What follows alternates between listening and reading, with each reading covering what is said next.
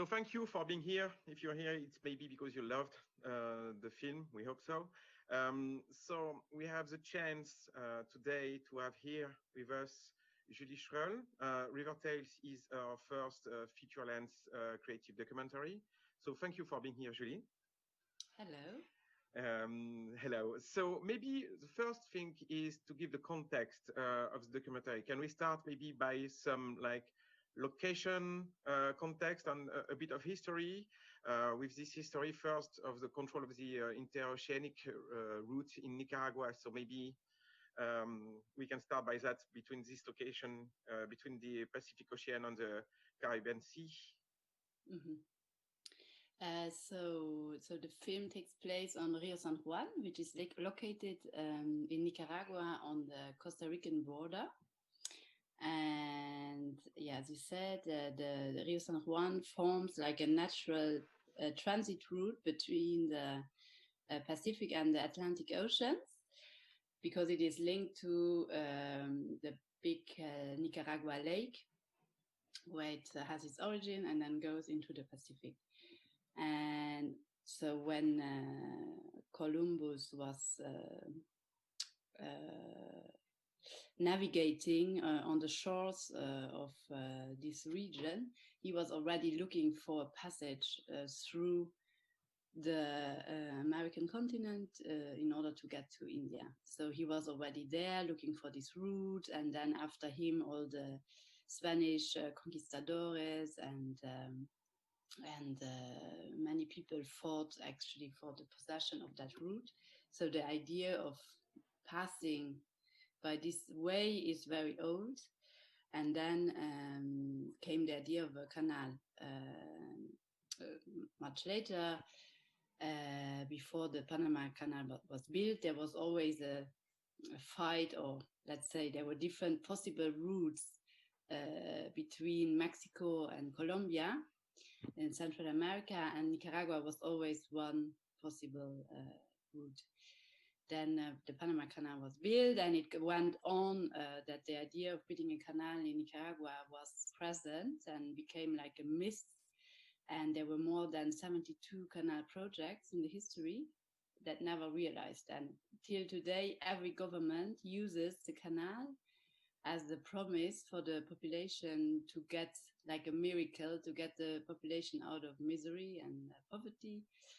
And every 4 years, or depending on the time of the presidents in power, which is longer now. But so every time this idea of the canal is used to bring hope to the people.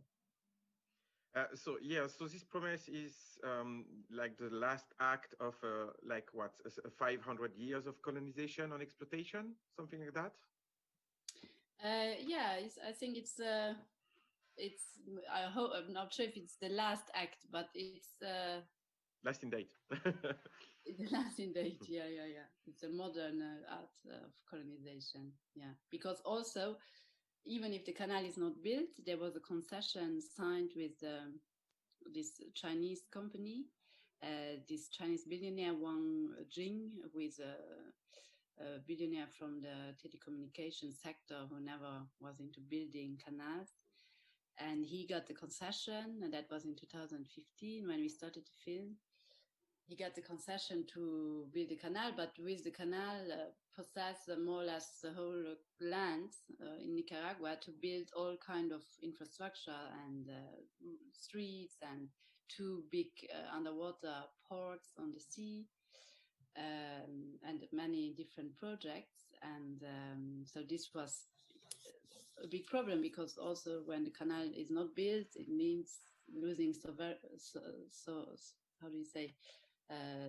sovereignty and losing the power of your land for the next 100 years or something like this. So this was also why there was a big anti-canal movement starting in the rural communities that were directly affected by the canal. And it was the first movement, social movement, opposition movement since the revolution, the Sandinista revolution. And so it was an important fact also going on in time and what happens today in Nicaragua. It was also the start of a revolt. And there were like more than 100, or I'm not sure anymore, but many marchas, like manifestations against the canal, also in the capital, but mostly in more rural areas, where it was the campesinos, like the farmer movement against the canal. And so since a long time, like since 2016-17, the canal went out of actuality, or was not a real other problems. Okay, actually. So just to understand properly, because when we see the documentary, it seems like it's a very huge river. So there's no way without a canal to navigate from one side to the other? Is this why you need a canal for that? No, it's not really.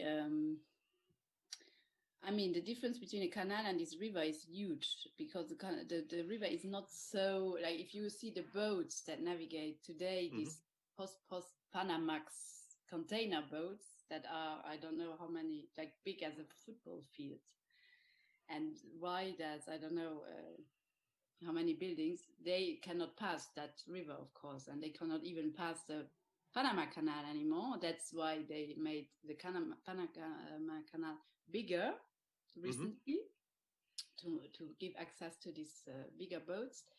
And it's more like a political thing that the Panama Canal is in control of the United States. Now it's independent, it belongs to Panama, but it was in control for 100 years. The concession had that. And the Nicaragua Canal would be like a counter. It's also in like a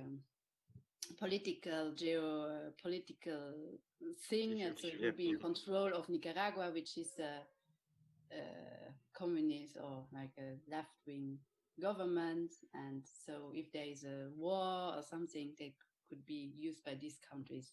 This is a little bit the idea behind, because what they say, like concretely, would you need a canal, another canal? Not really, because you have the Panama Canal, you have the Arctic route, which is a route going north, the United States, with the climate change and ice melting. There's another passage going.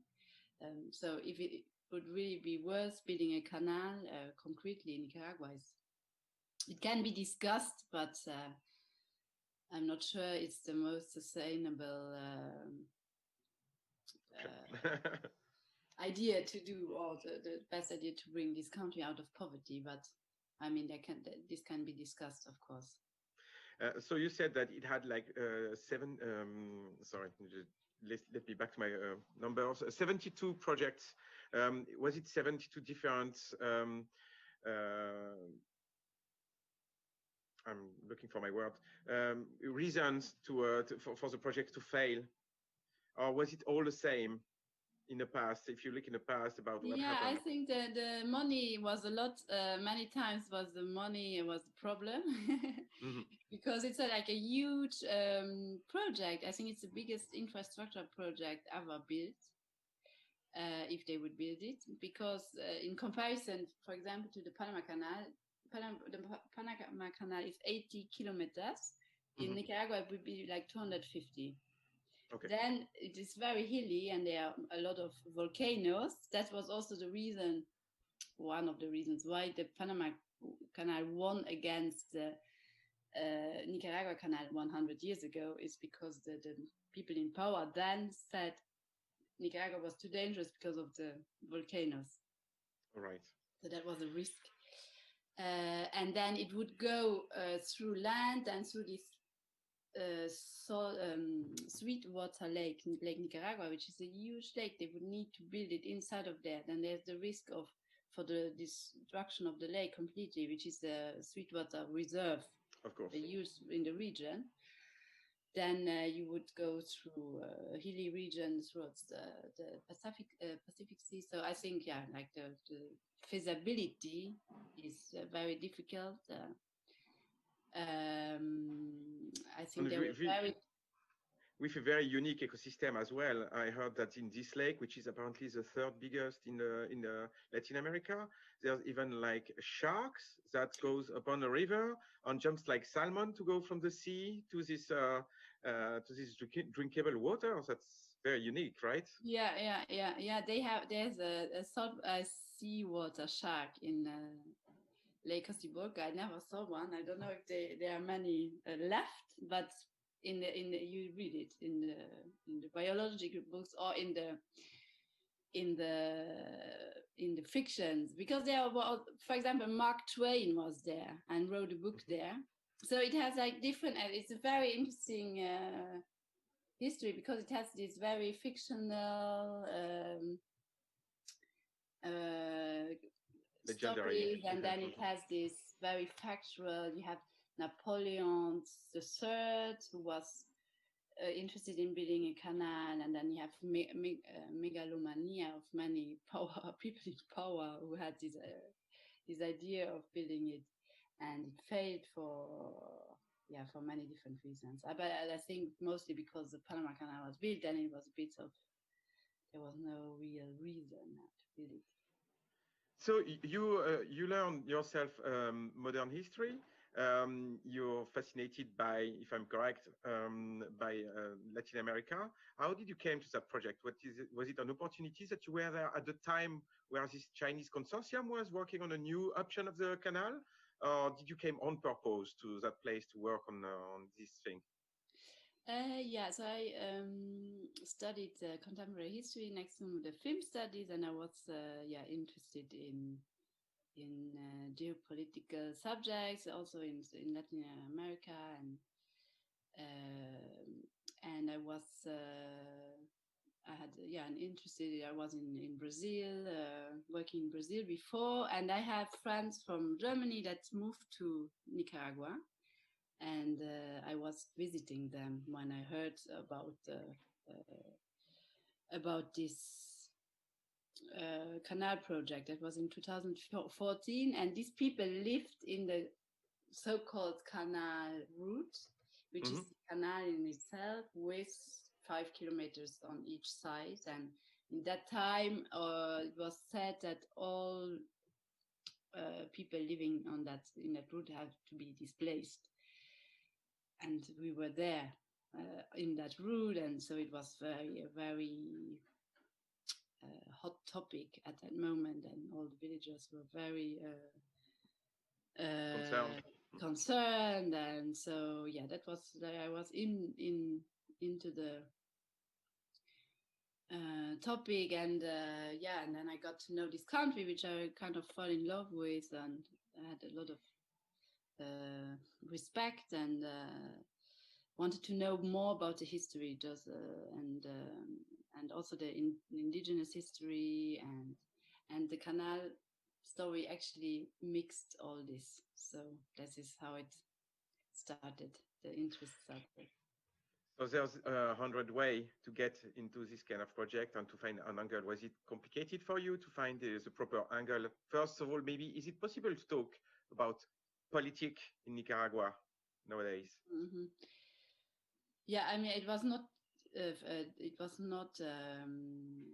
It was very difficult. Yes, because as you said before, it's my first feature-length documentary, and I had a lot of energy and motivation in the beginning, and then I realized how difficult it is also to go to the other side of the world and shoot there, and not being there all the time, and having the conditions of work of a European film with funding, with rules, and how everything has to be in how many days, and then you go there and everything is completely different, and so that was very, very difficult, and to adapt and find a way to work. And I started with this idea of following the canal route and see what happens, and following some protagonists living on that route, and while they are getting displaced, and then all of the canal didn't actually happen. And I also realized that many people so more in the eastern part of Nicaragua, which is the less developed, let's say like this, the poorest area. Many people don't know anything about this history that we just talked about the canal route, about the transit route, about all these historical figures fighting for the river. And the people that live there today don't even know that exists, because it's like a bubble, and people live there their everyday life, and so it was. It came more and more into. It became more and more important to kind of involve this the local population and involve into this knowing of this history, and not. I had the feeling not doing a film there and go back and take the film with me, and that was it. So that was very important, and it became important during the shooting and or during the preparations, and that is how I met Yam. Very early in the process, right? Actually, I met him quite early, maybe in 2000, not that early, halfway, 2016. And he's an actor and anthropologist, and he is born in that particular village, El Castillo, and he lives in the capital, or now he's a refugee. He's not living there anymore, but he's doing these workshops with children, but also with adults in these remote areas, so to kind of bring culture and discussion. And he's doing a lot of théâtre des opprimés, like this poor, I don't know how you say it in Oppressed English. theater. Yeah. This Augusto Boal theater, where he goes into villages and like questions and problems. He works on them with people, with theater, where everyone can join and reply and participate. So I met him because he played in a movie with that I got to know him in Managua, and then we kind of he was a wonderful person, and we slowly found out that he also works in that village with the children doing this theater. And then this became like the focus, like, okay, let's do something together. Let's do a play about the history of the river and with the kids, and then we film this process. So there is a reference we can do with that approach is, for example, Act of Killing of Joshua Oppenheimer, where it was a play to talk about politics. Was it a play? Was it a way to talk about politic or history without saying it? Was it something very different on the way you worked on that? Yeah, I think so. I think so. It was a way to bring art and culture and history to this village, or to these children, and like make people involved. It was also in the making, and give the children responsibility. It was during a summer holiday, and there's nothing there to do, and people hanging on their phones, and so it was like making also, like, we have this project and everyone is involved, and then we had someone making the costumes, someone making the snacks during the rehearsals, and so the kind of the village was kind of involved, and the children, of course, had a way to learn something about their river. So that was a very nice part of the film, I think, doing this in real. It was also very difficult. Also, like the question you said before, is it possible to make a film about politics in Nicaragua? No. So it was also kind of a must, because you could not. Now there's a Belgian journalist still in, I'm not sure if she's free now, but she was in prison because she was also doing something about the canal, and then came the uprising in 2018, and so you cannot probably talk about any critical theme, political theme in Nicaragua, and you couldn't in 2015, 16, 17, when I was there, you couldn't either. And so it was, I had the luck to be in touch with a local production company, which has a long history and has also already been filming for the revolution, and they have like a special status, and because of them we could negotiate and have like authorization, and but we were stopped by military so many times, and then it was Frank Pineda, who is like a star cameraman in Nicaragua. He could call someone and make it possible that we pass, but just coming there as a foreigner and filming would have been more difficult. So this also working with the kids was also, it was also a way to make this film possible, like to find between the lines. Let's say like you focused on several kids, especially. How did you select them first, and then did they had a chance to see the final result of your work? And if yes, what was their reaction on it? So like I spent a lot of time in this village, and the theater group was already existing with YAM doing projects the other years.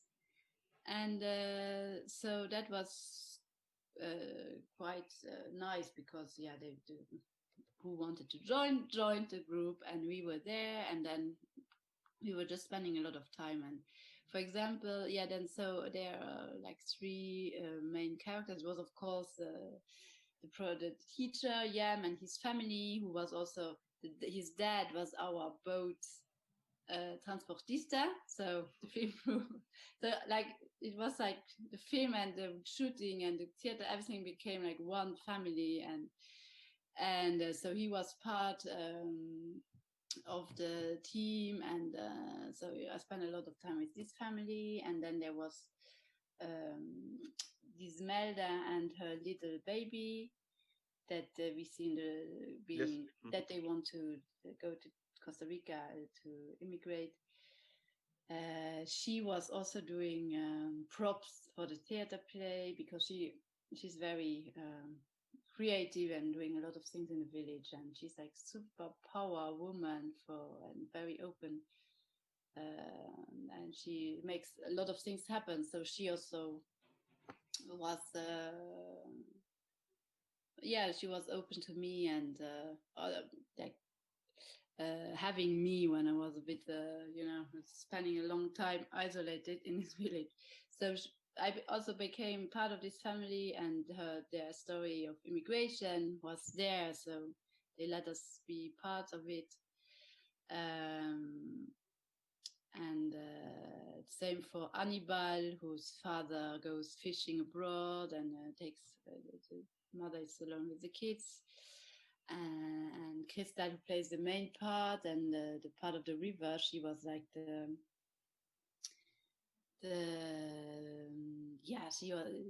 she was so knowing everything, and very good at school, good at theater, good at everything. And she also was like so happy to be in front of the camera, and it came kind of naturally. So who was there, and so we had the shooting in 2 periods, in 2 years, and this is how it happened. And they couldn't see the whole film yet, because the situation today in Nicaragua is very difficult. So in 2018 came this revolt, starting with students' revolts in the cities, and then it took over the whole country, and there was a big repression against this movement, and it still goes on today, in terms that the government is still in place, and the opposition is not allowed. There were about 500 or several hundred assassinations, many people in prison, still many thousands, tens of thousands of people immigrate, or 100,000. I'm not sure about the exact numbers, but I think it was about 100,000 have immigrated, many to Costa Rica. So it's a big, so now also the village, Yam is not there anymore. He's in Costa Rica. It's difficult for me to go there now and bring the film, but it's still we will do it sooner or later. And then came the Corona situation. So for the moment, it was not possible. And also I wanted, we have,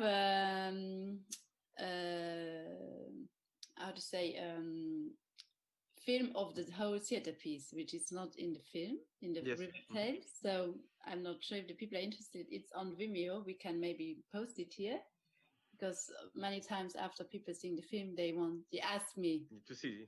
Because we have it. So that's what the people in the village also have now. So they don't have the film in itself, but they have the recording of the theater piece. So I'm hoping very much to soon find a situation with a local organization, because all the NGOs are closed. The Fundación del Río, which is the local NGO, which are also in the film, in the radio situation, I could maybe organize a projection via them, but they also got closed from the government, and so for the moment it's very difficult, and we will hope for better situation to go there and show the film. So time flies, unfortunately, but one very important question maybe to end is, can we still have hope? Because it's a long history of revolution, counter-revolution, of riots. Now comes a very huge COVID situation there, which is very terrible. But still, do you still have hope? And do you think that this River Tale documentary can give the attention to that very specific situation of the locals and the indigenous people? That's a big, big question. What can the film do? That's a closing question. So first, it's a documentary film. It's very hard to bring these kind of documentary films around, and except for festivals. And so this is also one question: how can we distribute these kind of documentaries so that more people see and get aware and of the subject? I think there's what about Nicaragua? You should never lose hope. For the moment, I think there's a lot of well, I'm not a specialist of the political situation, but there's a lot of resistance movements. There's a lot of civil movements now reacting to this, and I think after the revolution there was no. It's also like what's happened now. It's very peaceful movements. There's no armed riots. Well, it was not peaceful because the repression was very hard also, but the manifestations are not with guns and like they were in the 80s and in the 70s during the revolution. So there's a new people again start to revolt, because what people thought in the 90s, 2000s is that youth in Nicaragua are totally apolitical. That was said, and we see that it's not true. Or that so I think this is also already a first step, that people get involved in politics and confront the government in power, which is very doesn't want to remove, and it's very stubborn, or how you say. And there's a lot of opposition now. There's still a problem because they are not united, and there's not one party, and it's difficult. But I think step by step now, you have a lot of different movements. There's elections next year. The problem is 100,000 people are abroad. So many people left the country. So what's happened? Can they also vote? So because these are the persons also voting against the government. So there's still a lot of problems. But maybe, I think what I've learned is that it's people with such a strong sense of what happens around them, and it really touches them. So yeah, hopefully. So thank you so much, Julie. We can talk like for you, Alexis. a couple of more hours. So thank you for participating. I would like to thank a lot the Galway Film Fleadh for this very great initiative. I wish you the best for this competition, Julie. And thank you for choosing this film also for the competition. We loved it, you know that. And thank you to our audience today. We hope that you enjoy this digital Galway. So if you loved River Tales, spread the word and have a good screening, everyone. So thank you again for everything.